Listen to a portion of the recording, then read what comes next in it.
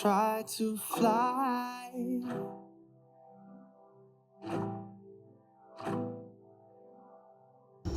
Друзья, я рада приветствовать вас на своем канале. Сегодня мы встречаемся с вами не в формате моего цветущего балкона, а в формате домашней обстановки и некоторого количества моих цветущих орхидей. И это все неспроста, это моя доказательная база той информации, которой я сегодня хочу с вами поделиться. Поэтому досмотрите, и вы поймете, почему эти орхидейки у меня здесь стоят. Мои подписчики в Инстаграм, а также зрители в комментариях, очень многие просят, чтобы я поделилась, как я пересаживаю свои орхидеи, в какой грунт, что я использую для этого. Я уверена, что не только новичкам будет это интересно, а и даже бывалым цветоводам, потому что я, например, тоже люблю смотреть чьи-то ролики и, возможно, что-то черпать для себя, какие-то тонкости. Поэтому уверена, что будет интересно.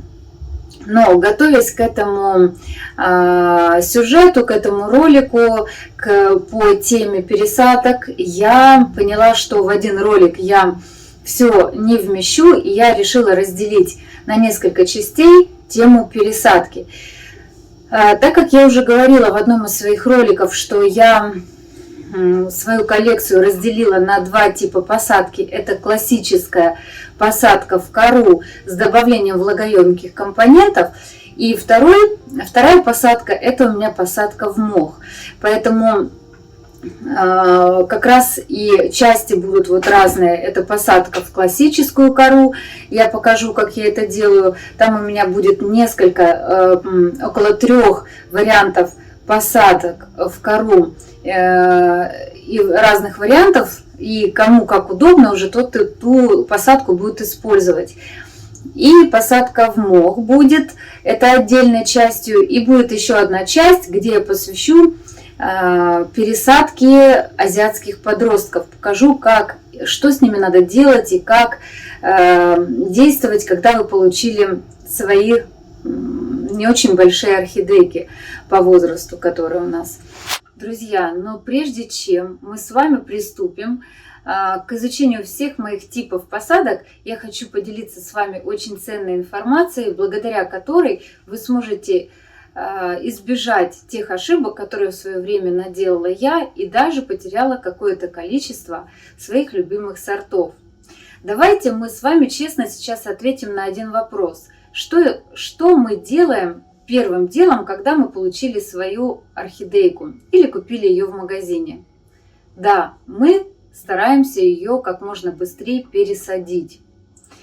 Нам сразу хочется найти этот злополучный торфяной стакан, поменять грунт на свой самый любимый и отрезать какую-то часть нехороших корешков.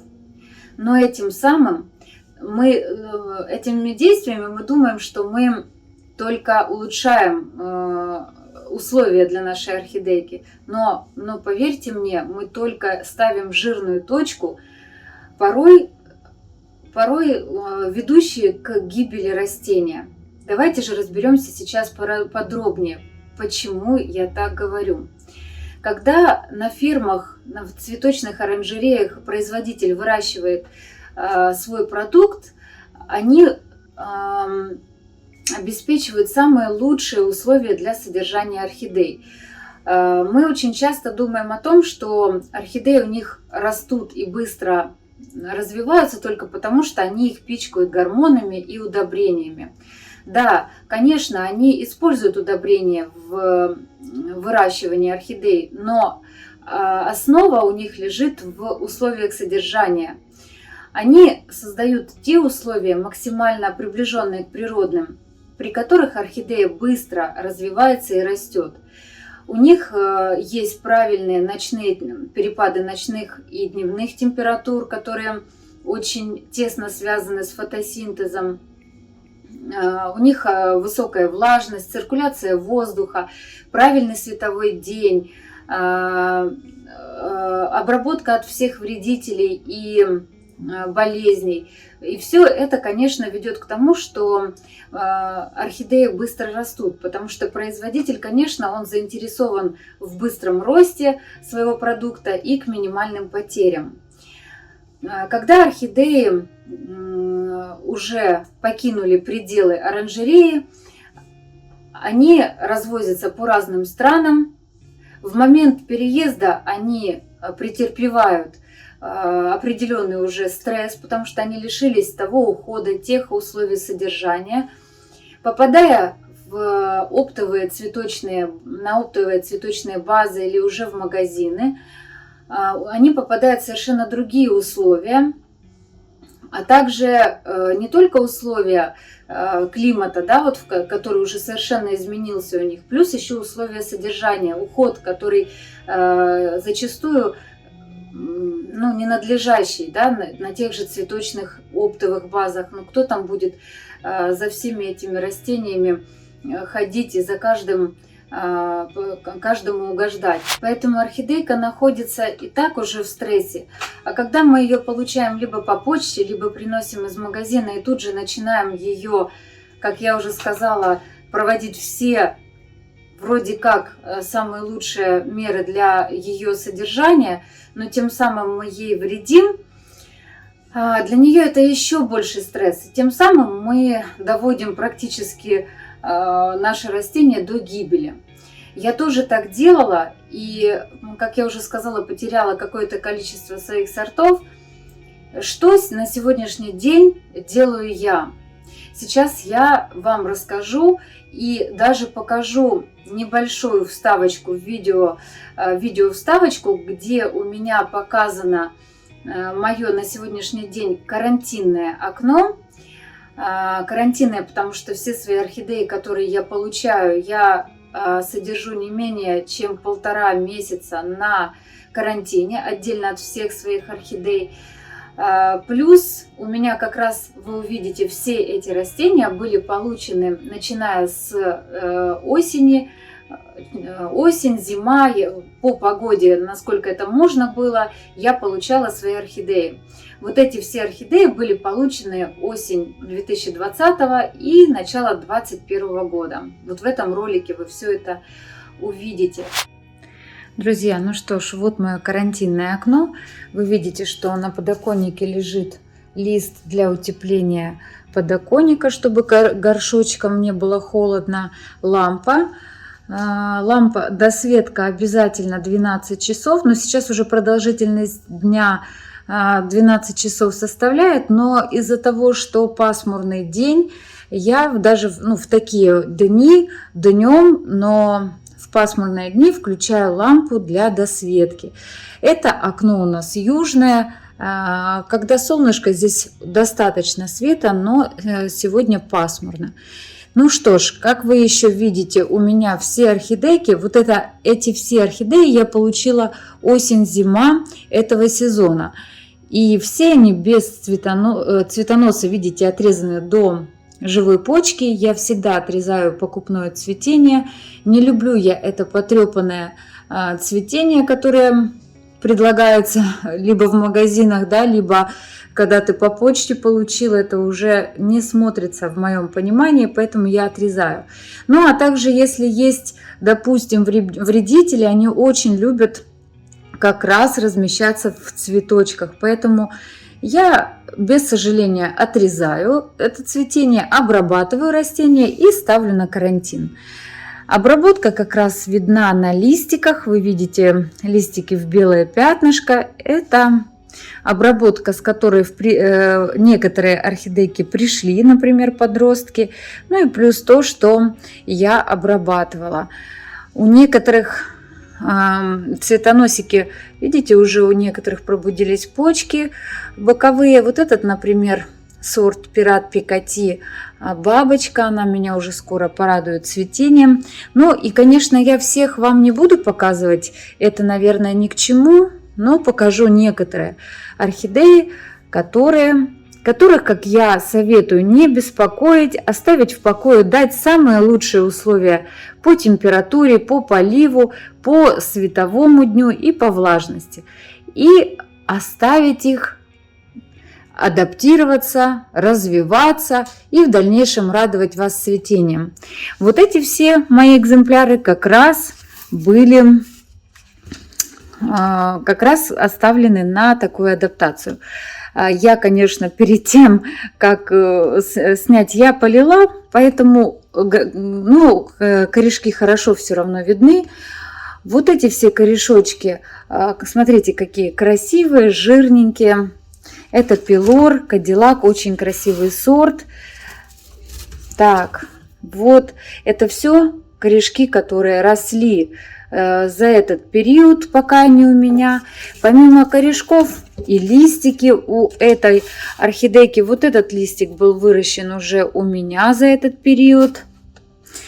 Сейчас, пока я вам покажу орхидеи, есть у меня не очень хорошие корневые, которые приехали, тоже покажу. Но пока покажу с хорошими корешками, но также будет видно, что они развивались у меня в тот период, пока они у меня были уже на адаптации, и предоставлены были им те самые вкусные условия в содержании. И видно, что орхидейка не стрессанула, ничего не сбросила, никаких корешочков, а наоборот развивалась и хорошо себя чувствовала.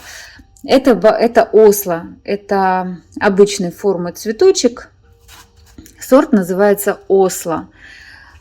Следующий это пениф. Пениф тоже прекрасный, у меня их два, я хочу сделать из них групповую посадку. Это я прикупила как раз для посадки своего пенифа, который у меня уже давно. Вот смотрите, какие корешки. Причем вы видите, да, что корни, это не просто именно с ними она приехала, орхидейка, а то, что орхидея развивает свою корневую систему, ей хорошо в том грунте, в котором она и ко мне приехала, я ее не тревожила, и они прекрасно себя чувствуют. Главное правильно поливать и не тревожить, дать ей возможность максимально заполнить свой горшочек. И когда орхидейка уже готова будет переместиться в новый домик со своего того, тогда только пересаживать. Вот этот листик она тоже у меня растила уже в этот период. Когда орхидея растит и корни, и листья, это означает, что она адаптировалась, ей подходят все условия, и ей очень-очень хорошо. Вот эта орхидея, это легато. Легато обычной формы. Я купила ее из частной коллекции. Она вот посажена прошлой хозяйкой. Я ее тоже не трогала. Корешков было не очень много, потому что она болталась у меня в грунте. Когда орхидейка болтается в грунте, это означает, что не очень хорошая корневая система. Вот даже сейчас видно, что там корешков у нее немного, но вот эти корни мы с ней нарастили уже пока она была у меня. И новый листик, кстати говоря. Вот, ну давайте я еще, наверное, вам покажу вот эту последнюю свою орхидейку. И я думаю, что примеров уже достаточно. Или же две. Например, вот эту, потому что я очень хочу показать корни этой орхидеи. Это биглип, красивый очень биглип такого фисташкового цвета. Посмотрите на ее корни. Эту орхидею я уж точно буду пересаживать, потому что у нее битком набит горшок. Она приехала с хорошей корневой системой, но плюс и у меня еще они развивались. Вырастила она у меня тоже вот этот листик, начала растить. Даже видно, что он новенький, этот листик по сравнению с теми, да, вот обработанными.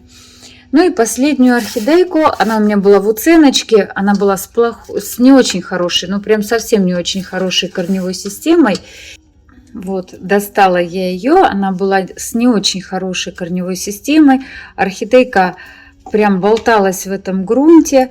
И вот видите, как она неплохо нарастила корешки, все свеженькие, зелененькие. И она была в уценке, она была еще в уценке из-за травмы листиков. У нее, видите, 2 листочка повреждены. Но мне настолько почему-то хотелось купить этот сорт, я не ждала. В общем, купила. Это Pretty Romance. Вот ее цветение. этого сорта, не этого растения, а этого сорта.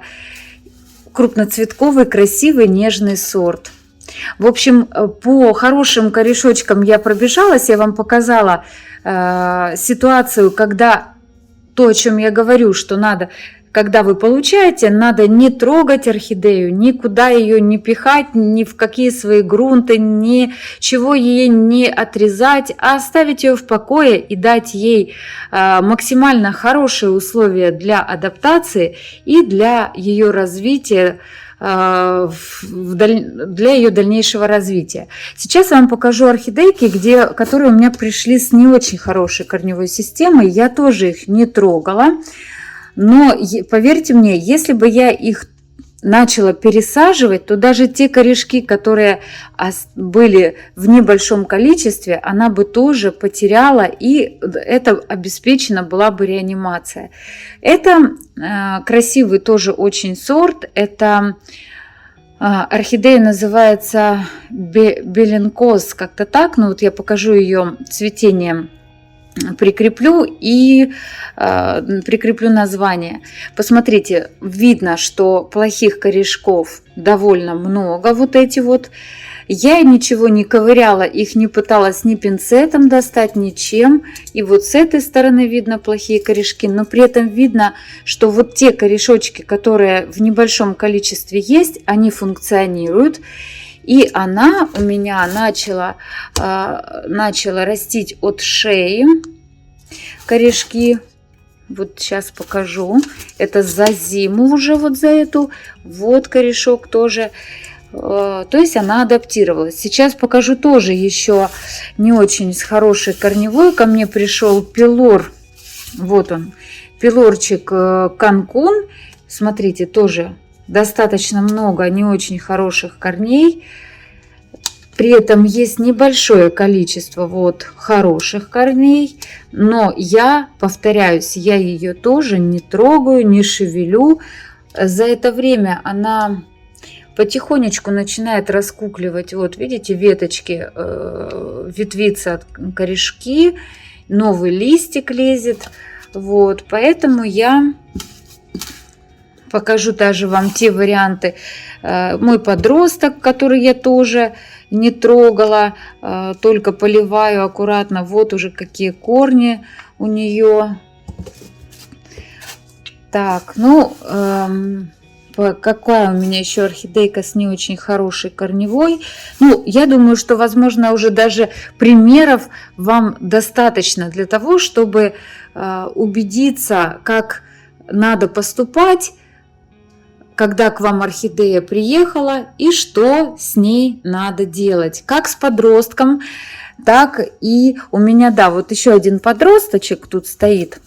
То есть это не только касается голландских орхидей, это касается и подростков. Это подросток бабочка Little Gem Stripes. Вот, она у меня приехала не очень хорошей корневой системой. Кстати, вот этот мох распушивала не я, а еще поставщик. Ну, имеется в виду девочка, которая продает уже в Украине у нас подростки. Она сказала, что она распушила его. И я пока ее не трогала. Как я говорю, она у меня на адаптации. И вот уже новые корни. И даже цветоносик. Сейчас покажу. Вот там видно, что у меня лезет цветоносик. Не могу навести фокус, потому что рука занята. И вот новый листик тоже. Это все показатель того, что орхидея развивается и ей подходят все те условия, которые я им предоставила. Ну, а весна, конечно, я буду анализировать, как я скажу немножко дальше в видео, вы услышите, что я весной анализирую, смотрю, какие орхидейки надо все же пересадить, потому что тесновато, а какие я оставлю все равно в этом покупном грунте. По возможности достану торфяной стакан, потому что все же я тоже люблю, чтобы его под попкой не было, хотя ничего в этом страшного нету. Вот. И вот так вот я поступлю, когда речь дойдет уже о пересадке именно моего вот этого карантинного окошка. Ну а пока смотрим видео дальше. Итак, друзья, я перестала пересаживать свои орхидеи, полученные осенью или зимой.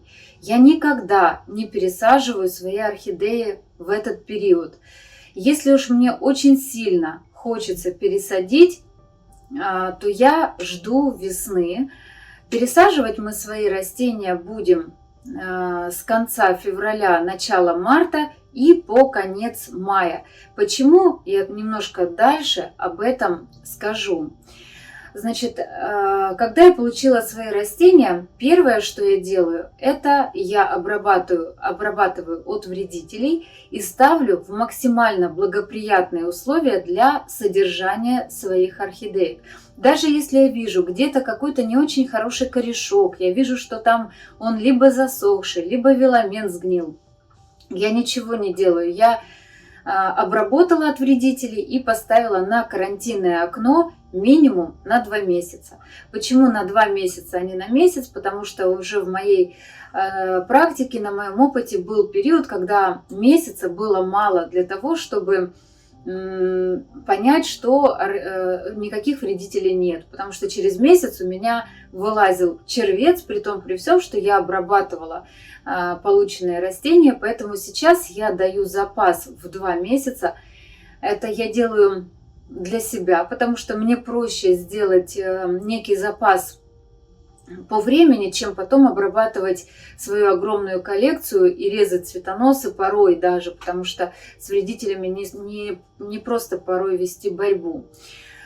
Вот, я обеспечиваю максимально благоприятные условия. Если сейчас мы говорим о периоде осень-зима, то это обязательно продолжительность светового дня минимум 12 часов, температура не ниже 20 градусов и не выше 25 градусов. Вот в диапазоне 20-25 я вот эти орхидеи стараюсь держать. Ну, влажность воздуха, соответственно, и циркуляция воздуха тоже приветствуется всегда. И я даю им вот в таком режиме. Все орхидейки, которые вы видели на видео, они у меня вот сейчас дождались весны, и некоторые из них я буду пересаживать, потому что корневая система уже сильно забила горшочек, и им уже тесно. Но в своей практике я стала применять еще вот метод вообще не тревожить растения и не пересаживать даже из покупного грунта, из приобретенного вот этого горшочка, да, в котором он пришел, до следующей весны.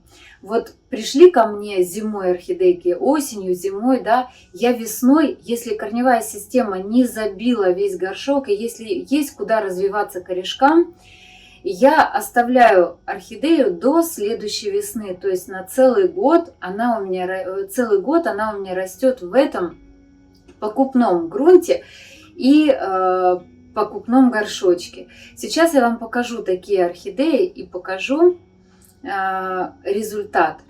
Итак, друзья, смотрите, перед вами очень красивый сорт. Это красавица Падова. Вот ее фотография. Посмотрите на ее пудровые красивые цветочки. Вот это цветение, которое вы видите, это цветение зима 2021 года. Но она достаточно быстро почему-то у меня отцвела. Ну, как бы мне хотелось подольше, наверное, видеть ее цветочки. Цвела она только 3 месяца, отцвела. И буквально через месяц она запускает мне вот этот новый цветоносик. Видите? Вот он, значит, где моя камера? Вот она запускает новый цветонос. Цветонос идет с разветвлениями. Думаю, что очень пышное будет цветение. Но сейчас речь не об этом. Она у меня уже год, эта орхидея. Я ее не пересаживала. Единственное, что я сделала, вот даже видите, на горшочке написан сорт, вот Падова. То есть это родной горшочек, в котором я ее и получила. Единственное, что я сделала, это, конечно же, для циркуляции воздуха я сделала отверстие и оставила ее так на целый год. Вы посмотрите на корневую систему орхидеи, на ее шикарную розетку, на корешочки, которые сформировались уже над поверхностью субстрата. Да, это за год произошло, но это видно, насколько хорошо развивалась орхидея. Развивалась, это значит, она и наращивала новые листики, а у меня она нарастила 3 листика за год. Какой ком корней она нарастила. Она забила весь горшочек уже своими корешками. Вот. И процвела у меня с маленьким промежутком времени, она дает новые и новые цветения. Поэтому это говорит о том, что орхидейке хорошо и все ей подходило. Вот только этой весной я буду ее пересаживать только потому, что корешкам уже тесно. Давайте сейчас возьмем другую орхидейку. Секундочку. Сейчас я вам покажу мою красавицу Интригу. Это тоже всем, это знаменитый для всех сорт, и она славится не только красотой, но и вредным характером. Я ее получила весной прошлого года, и на канале у меня есть, я показывала, как поливать орхидею с торфяным стаканом.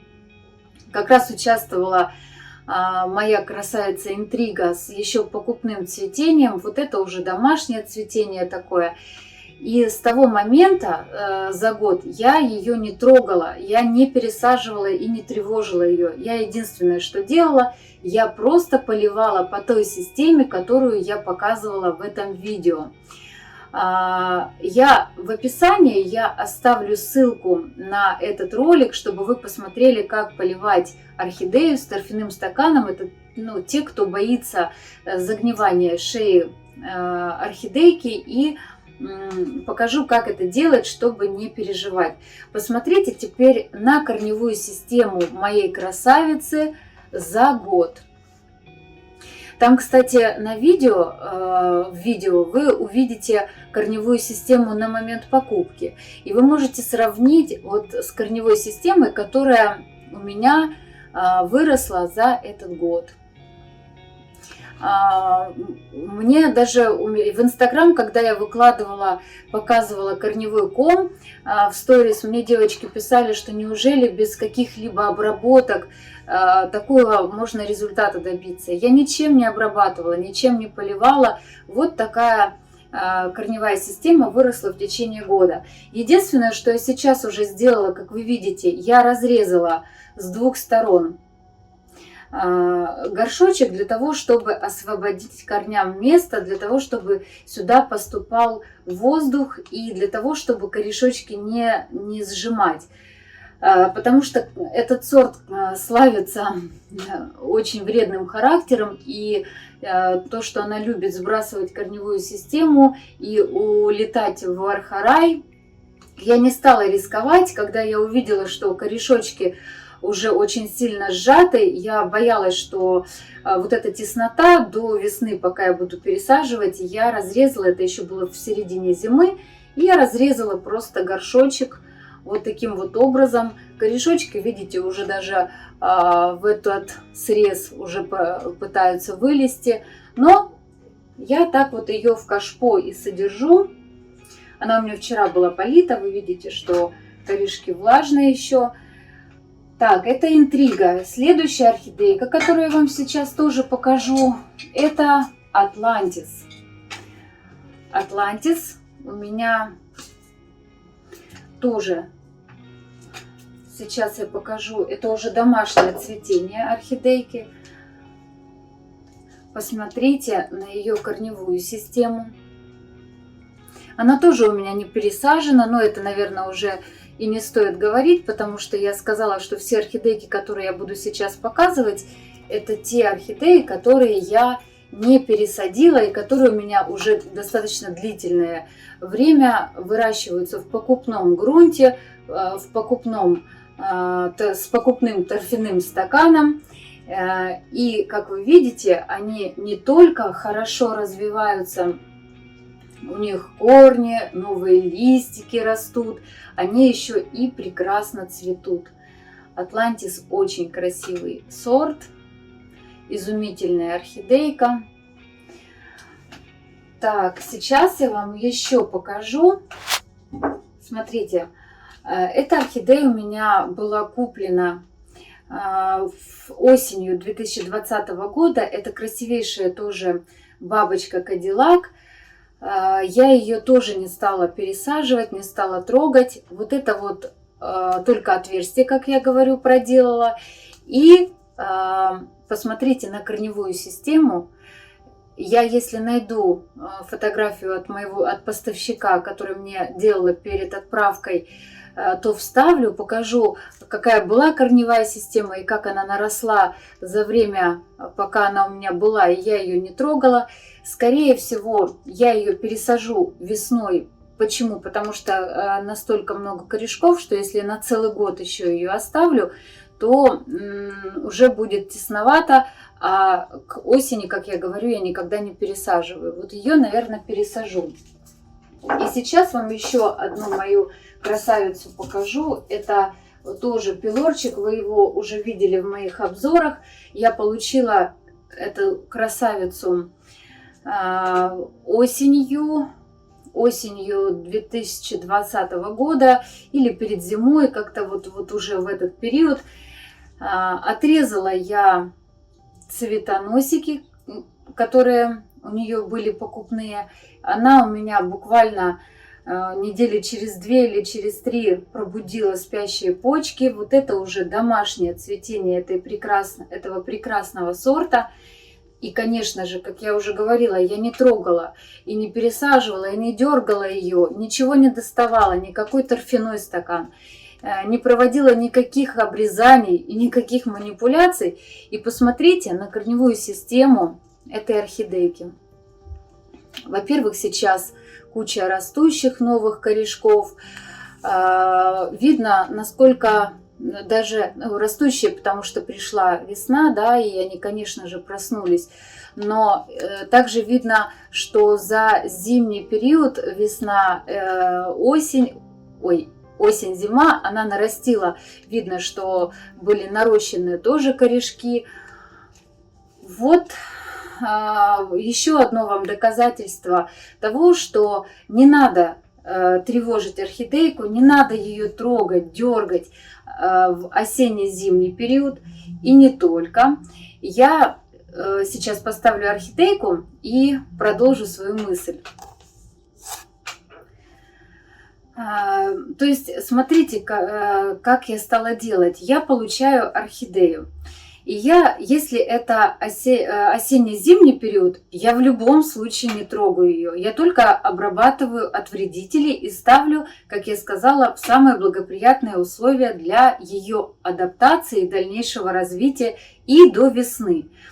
Весной я вот эти все полученные в осенне-зимний период растения я начинаю анализировать и смотреть, если корневая система была и до приезда ко мне хорошая, и плюс она у меня уже нарастила корневую массу, и у орхидейка забила уже весь свой горшочек, я, конечно же, такую орхидею весной буду пересаживать. Если же орхидейка, которую я получила в осенне-зимний период, была со слабо развитой корневой системой, и она нарастила у меня за осенне-зимний период определенное количество корешков, но я вижу, что есть куда еще расти корням, я вижу, что еще можно развиваться дальше именно в этом горшочке корневой системе, то я оставляю такую орхидейку до следующей весны. Я ее оставляю в покое и не трогаю. С этим, если я могу достать торфяной, не скрою, да, если есть возможность достать торфяной стакан аккуратно, подлезть и достать, я его все же достану. Он бывает прямо торчит, вот прямо на поверхности. Его очень легко достать. Я его, конечно, достану. А так я не тревожу орхидею и оставляю ее в покупном грунте. Единственное, что я могу сделать, это прикрыть. Я могу отрезать сухие корешочки, которые подсохли вверху. Это очень часто у покупных орхидеек засохшие прям совсем сухие корни. Я их отрезаю. Сверху кладу мох. И все. И очень редко, иногда я могу немножко по бокам досыпать, либо подпихнуть тоже мох вот так вот палочкой, либо крупный серамис туда немножко досыпать. И все. Это все, что я могу сделаю. Максимальная манипуляция, которую я провожу. Могу еще, да, такой момент, я могу поменять, ну это весной, да, вот я делаю, я могу часть грунта верхнего я отсыпаю и досыпаю, ну где-то, может, треть горшочка я досыпаю своей корой орхиатой, которую я всегда использую при пересадке. И все, я больше не тревожу до следующей весны такие растения. Друзья, ну что ж, давайте подведем итоги сегодняшней очень важной встречи с вами. Когда вы получаете орхидейку в осенне-зимний период, вы первое, что делаете, вы ее просто обрабатываете от вредителей. Делайте это всегда, как Отче наш. Обязательно все вновь поступившие к вам растения, неважно, из частной коллекции это или из магазина, вы всегда обрабатываете и ставите на карантинное окно. В рекомендациях это 1 месяц, и я ставлю на 2 месяца, чтобы перестраховаться. И предоставляйте орхидейке самые лучшие условия для ее содержания на весь этот период до весны. Это до конца февраля. С приходом конца февраля, вы оцениваете состояние корневой системы уже за этот период, пока у вас была орхидейка. Если вы видите, что корневой ком уже сильно сформирован, если много корней и в горшочке корням тесно, вы, конечно же, пересаживаете ее, готовите ее к пересадке. Если вы видите, что у орхидеи еще есть место, куда расти, куда развиваться корням, но оставьте вы ее в покое до следующей весны. Оставьте ее в этом грунте. Если сильно вам мешает понимание, что есть торфяной стакан, вы просто осторожно достаньте пинцетиком. Это несложно сделать, он порой даже торчит на поверхности субстрата. Если он не торчит, то можно часть коры отсыпать, достать пинцетиком и потом засыпать кору обратно.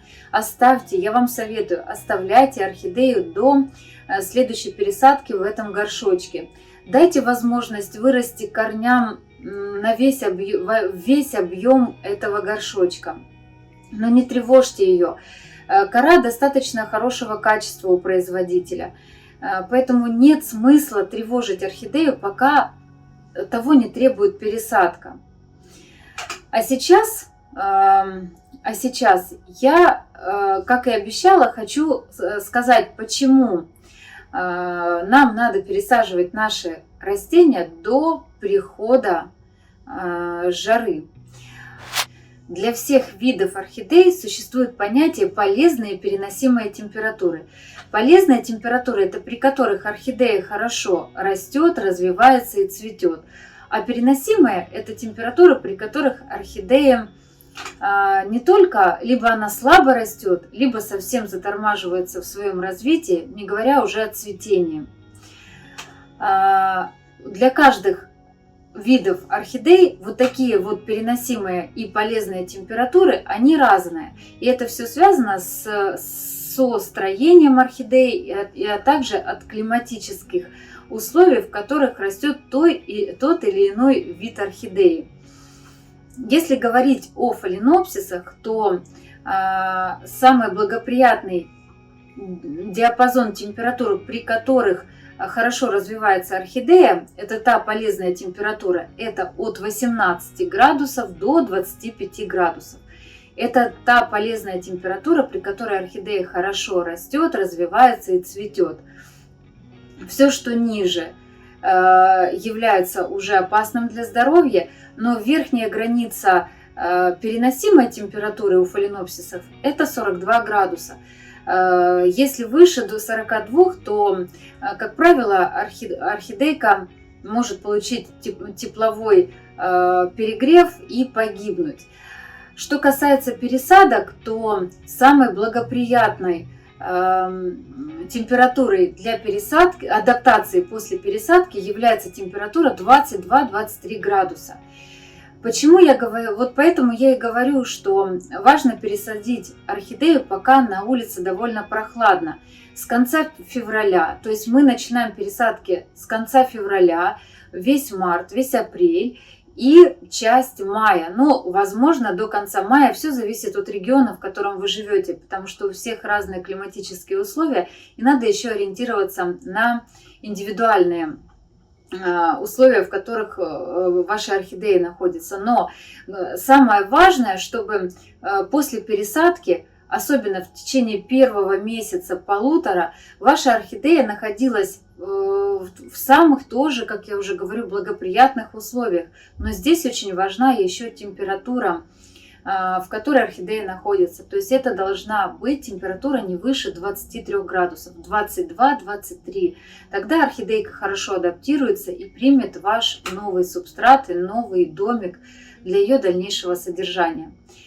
А вот если на улице жара, как летом у нас обычно бывает, мы не всегда можем обеспечить орхидеям такую температуру.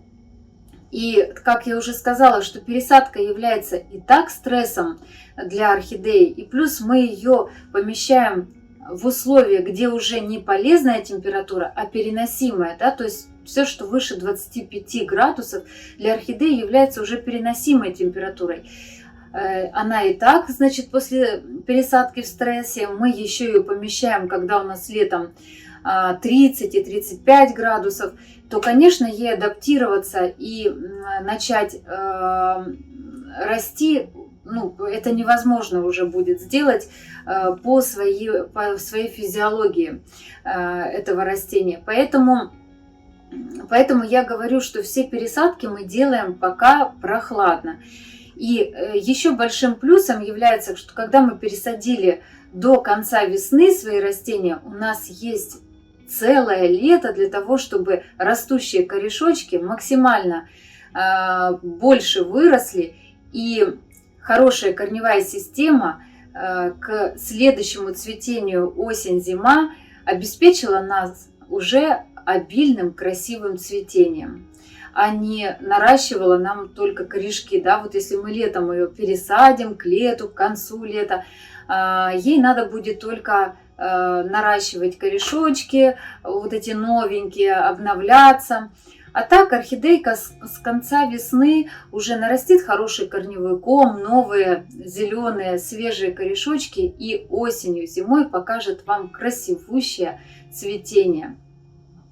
Ну что ж, друзья мои, сегодня я все вам рассказала. Надеюсь, что кому-то было это интересно и полезно. Я очень рада была поделиться теми знаниями, которыми обладаю уже я. А следующие встречи у нас уже с вами пройдут с пересадками. Я покажу вам. Следующая пересадка у нас, следующий ролик у нас будет с пересадкой в кору. Ролики с обзорами тоже будут выходить. А я с вами прощаюсь. С вами была Ксюша. До новых встреч и пока.